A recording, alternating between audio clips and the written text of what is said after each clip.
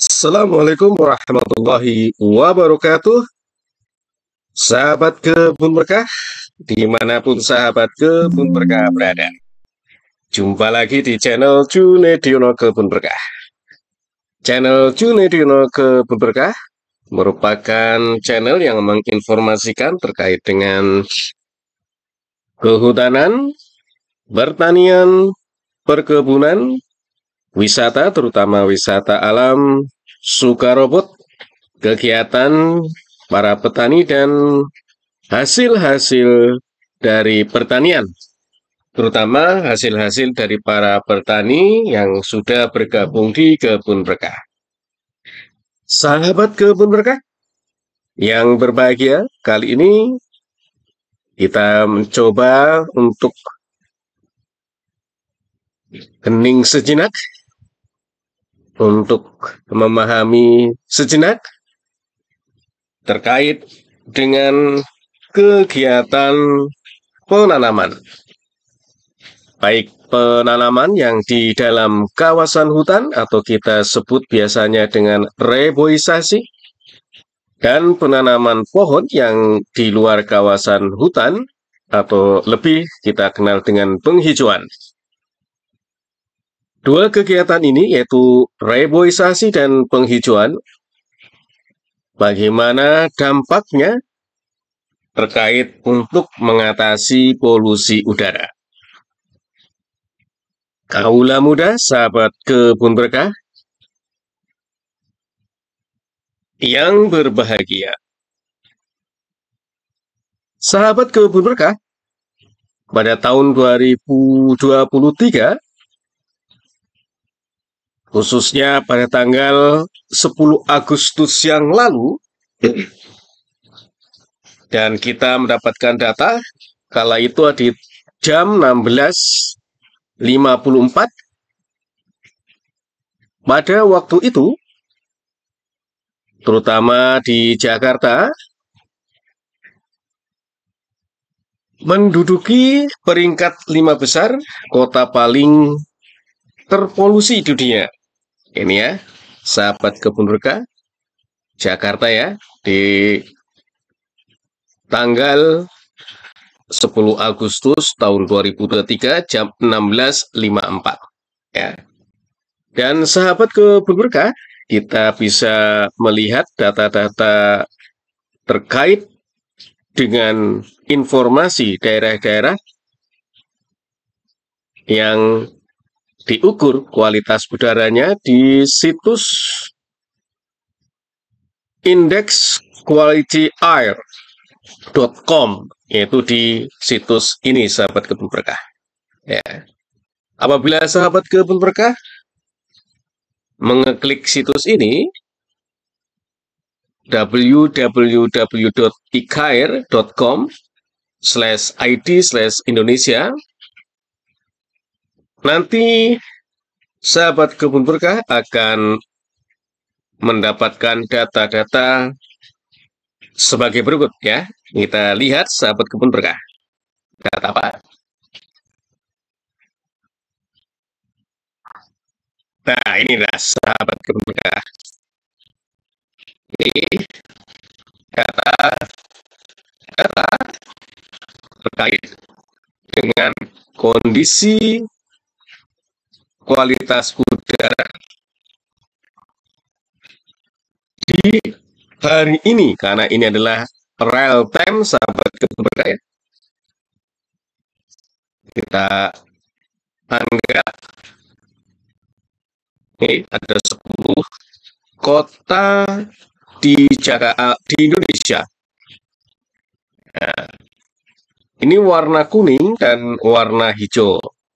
Dan sekarang Jakarta memiliki indeks air quality index 45 dan berwarna hijau. Ya, ingat-ingat sahabat Berkah. Apa itu indeks ini? Dan kita juga diberitahu makna dari indeks ini. Nanti kita coba lihat indeks ini. Nah, ini dia. Kategori Air Quality Index ini kalau hijau baik, artinya baik atau good dengan nilai 0 sampai 50 ya.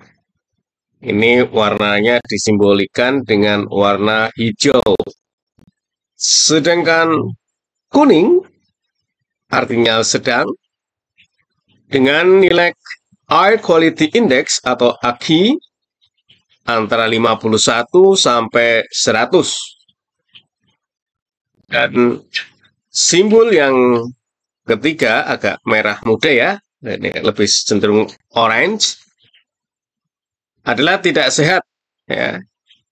Unhealthy for sensitive group. Tidak sehat untuk kelompok sensitif. Dengan nilai Air Quality Index antara 101 sampai 150. Dan ada simbol merah, ini unhealthy, tidak sehat, dengan nilai Air Quality Index 151 sampai 200. Dan very unhealthy, ini di posisi AQI 201 sampai 300. Dan dangerous atau hazardous dengan nilai 301 ke atas ya, atau 301 sampai 500 ke atas. Inilah sahabat kebun berkah makna-makna dari nilai Air Quality Index. Makna ini sahabat kebun berkah. Dan ternyata ada sektor penyumbang polusi, khususnya di DKI Jakarta, ada transportasi 44%, komersil 1%, industri energi manufaktur 10%, industri 31%, dan perumahan 14%. Ini bersumber dari Ditjen PPKL. Ya. Dan Direktorat Jenderal PPKL juga menyatakan bahwa buruknya kualitas udara di Jakarta disebabkan faktor tersebut ya. Ini data dari Ditjen PPKL. Lalu apa strategi untuk menekan polusi udara itu? Ada 5 strategi yang dikembangkan. Yang pertama adalah melakukan penanaman pohon pada lahan kritis atau lahan tidur di dalam maupun di luar kawasan hutan. Ini tadi di dalam kawasan hutan kita sebut sebagai reboisasi, dan di luar kawasan hutan kita sebut sebagai penghijauan. Yang kedua adalah memberlakukan tilak emisi bagi kendaraan yang tidak lulus uji emisi. Yang ketiga adalah migrasi penggunaan kendaraan berbahan bakar fosil ke kendaraan listrik yang lebih ramah lingkungan. Yang keempat adalah penegakan hukum bagi perusahaan atau pemegang izin yang melanggar AMDAL, dan yang kelima adalah mengurangi penggunaan kendaraan pribadi dan beralih ke kendaraan umum. Strategi 2-3 ini kita tidak bahas. Yang kita akan bahas adalah strategi pertama, yaitu melakukan penanaman pada lahan-lahan kritis atau lahan terbuka atau lahan tidur, baik di dalam kawasan maupun di luar kawasan. Sahabat kebun berkah, penanaman pohon melalui program rehabilitasi hutan kita sudah secara singkat tadi menjelaskan ya. Namun kita harus tahu, sahabat kebun berkah, kaum muda di seluruh Indonesia, makna dari rehabilitasi hutan dan lahan adalah upaya untuk memulihkan, mempertahankan, dan meningkatkan fungsi hutan dan lahan guna meningkatkan daya dukung produktivitas dan peranannya dalam menjaga sistem penyangga kehidupan. Dan sistem penyangga kehidupan salah satunya adalah kualitas dari udara. Dan reboisasi merupakan salah satu bentuk penanaman pohon yang dilakukan pada lahan-lahan kritis maupun lahan-lahan yang tidak produktif maupun lahan-lahan yang kosong, yang tidur, tidak dimanfaatkan, namun berada di kawasan hutan untuk mengembalikan fungsi hutannya. Ya. Reboisasi dilakukan pada kawasan bisa jadi di hutan konservasi. Ini tujuannya untuk pemulihan ekosistem, pembinaan habitat, dan peningkatkan keanekaragaman hayati. Sahabat Kebun Berkah, ingat ya, kalau di Indonesia, hutan atau terminologi kehutanan dibedakan menjadi hutan konservasi, hutan lindung atau kawasan hutan lindung, dan kawasan hutan produksi. Ya. Di sini kita mencoba mendefinisikan, memberitahu bahwa hutan konservasi di dalam kegiatan reboisasinya tujuannya tadi untuk pemulihan ekosistem, pembinaan habitat, dan peningkatan keanekaragaman hayati. Sedang untuk kawasan hutan lindung, yaitu tujuannya untuk memulihkan fungsi hidrologis daerah aliran sungai dan meningkatkan produksi hasil hutan bukan kayu serta jasa lingkungan. Dan pada kawasan hutan produksi adalah untuk meningkatkan produktivitas kawasan hutan produksi. Inilah reboisasi. Yang kedua adalah penghijauan ya. Penghijauan ini merupakan kegiatan untuk memulihkan dan meningkatkan daya dukung lahan. Lahan di sini berarti di luar kawasan hutan.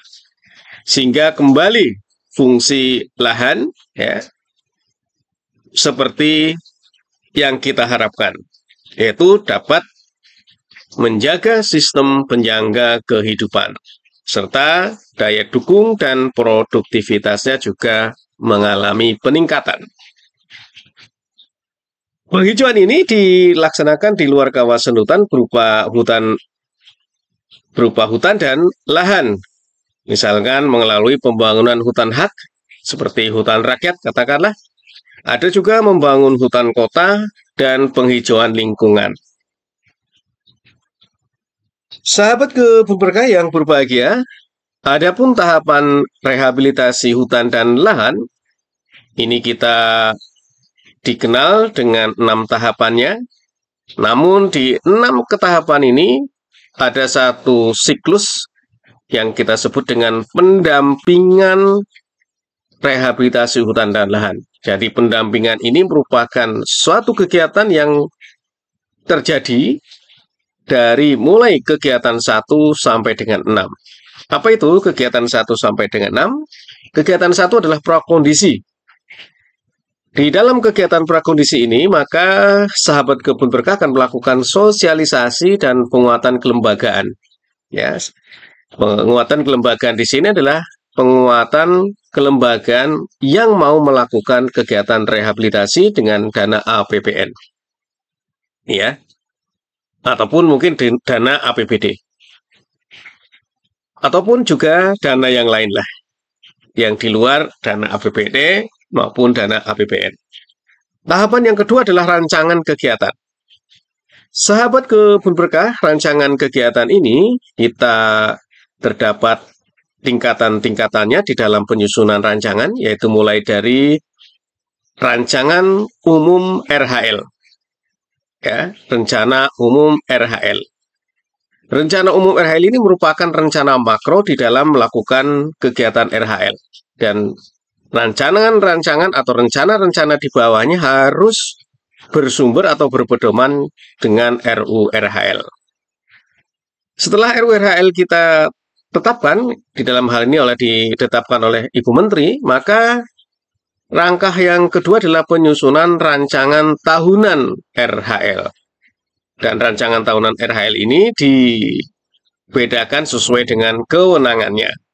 Di dalam hal ini, apabila di dalam kawasan hutan yang belum dibebani oleh persetujuan izin maupun izin-izin yang lain, maka tentunya menjadi kewenangan Menteri.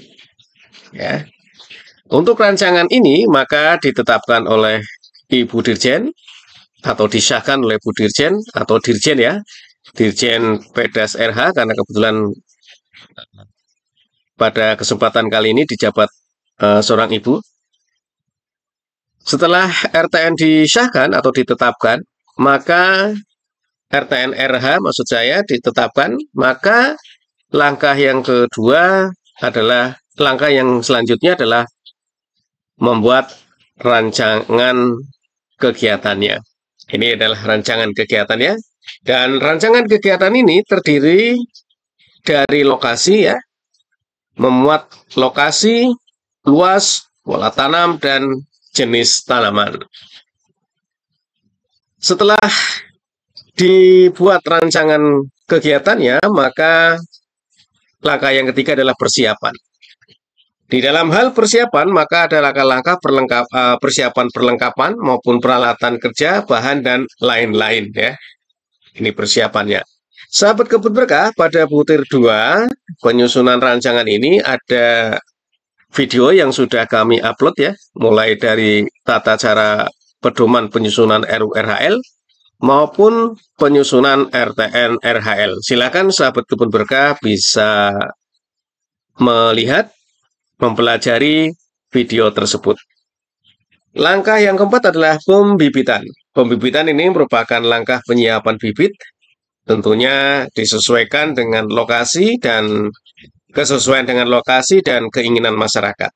Ya, kita coba mengcombine ini.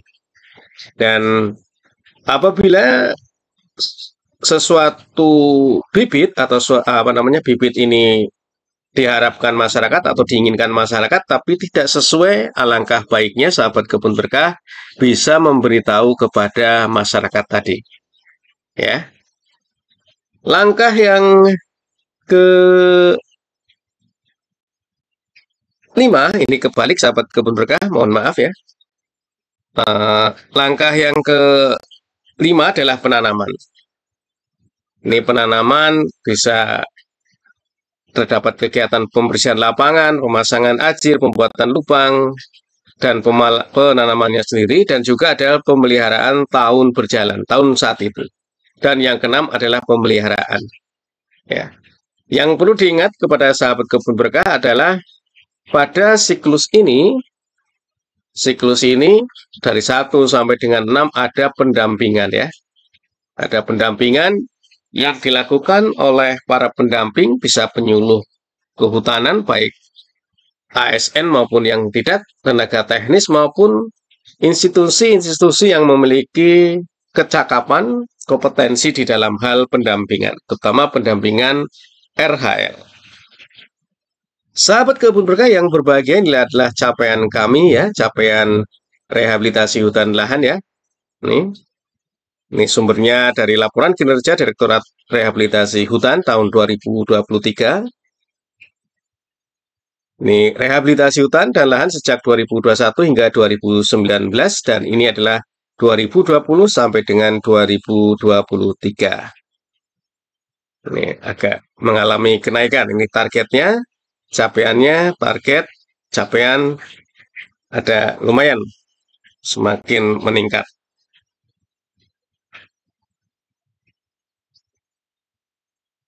Baik sahabat Kebun Berkah yang berbahagia, ini ada suatu infografis yang dari Walhi ya, bahwa manfaat pohon di dalam 1 hektar ruang terbuka hijau itu bisa menghasilkan 0,6 ton oksigen, kurang lebih untuk setara dengan 1.500 penduduk per hari. Luar biasa, 1 hektar ini yang terbuka hijau. Yang kedua, menurunkan suhu kurang lebih 5 derajat Celcius. Yang ketiga adalah menyerap 2,5 ton CO2 per tahun. Yang keempat, meredamkan kebisingan hingga 50%. Menyimpan 900 meter kubik air tanah per tahun, serta mengurangi kekuatan angin hingga 75%. Ini luar biasa, sahabat Kebun Berkah, manfaat pohon dalam 1 hektarnya ini bersumber dari Walhi ya. Maka sudah seyogianya, sudah sepantasnya sahabat Kebun Berkah sering atau semangat di dalam menanam ya. Karena manfaatnya secara ekologis tadi bisa mengurangi CO2 ya, menyerap CO2 artinya polusi udara pun kita bisa kurangi. dan menghasilkan 0,6 ton oksigen, berarti menyegarkan tubuh kita karena ada udara yang sehat, bisa juga meredam kebisingan. Dan ada 6 yang lain ya, yang merupakan manfaat dari ruang terbuka hijau. Ayo sahabat Kebun Berkah, bersama Kebun Berkah kita hijaukan bumi, geliatkan ekonomi. Terima kasih. Assalamualaikum warahmatullahi wabarakatuh.